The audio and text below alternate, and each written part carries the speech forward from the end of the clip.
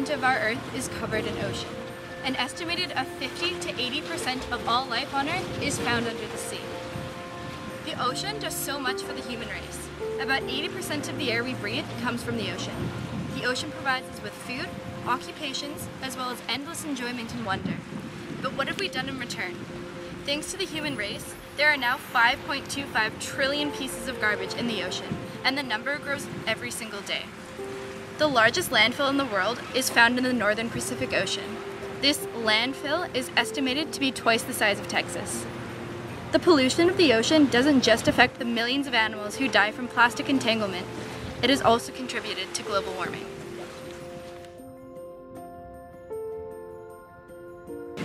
Polar animals are going extinct, coral reefs are threatened, and the overall safety of our ocean is going down the drain.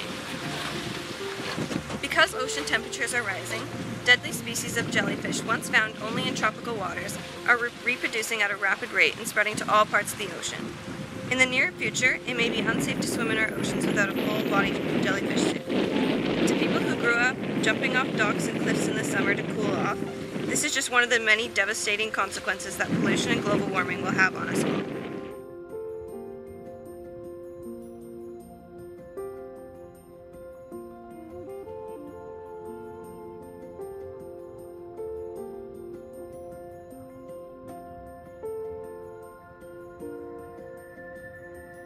Being a teenager who grew up in Deep Cove and in Vancouver, always jumping off the docks and swimming in the summer, and knowing that there's that landfill, it's honestly kind of sick, and it makes me kind of embarrassed about the human race. Well, I think it's very sad what's happening around the world, and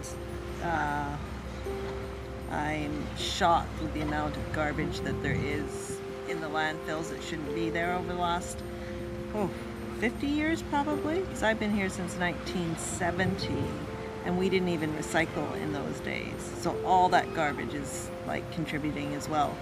I think pollution is dreadful. It's absolutely unforgivable. We should not be participating in it, and we should put a stop to it.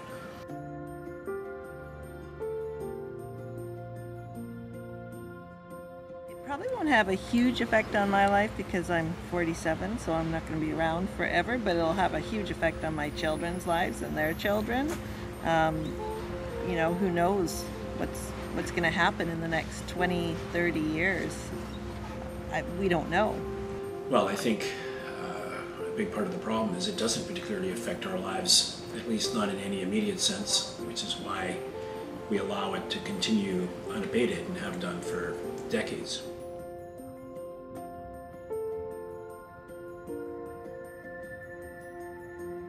So I knew there was a lot of garbage and pollution, but I didn't understand exactly how much there actually was and what the consequences would really be.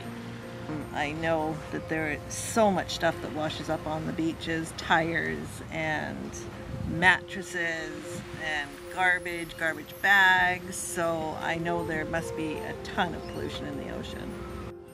The only one I was unaware of was that the ocean provides 80% of our oxygen.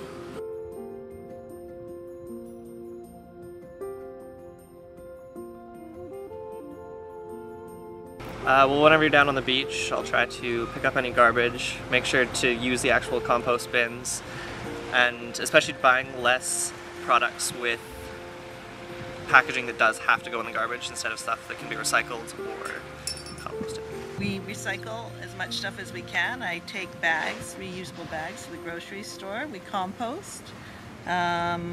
We try and not buy things that are in packages. You know, as a family, as Canadians, to reduce the amount of garbage that leaves our home and goes back into the environment. We are composting food scraps, any plastic materials that we recycle that animals can become entangled in, we cut up so that they cannot become entangled.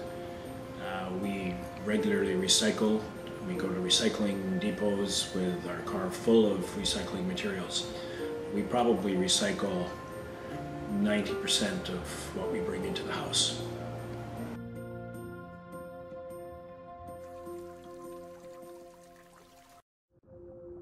The issue of global warming and the pollution of the ocean is such a massive problem that people often think that there is nothing they can do to help.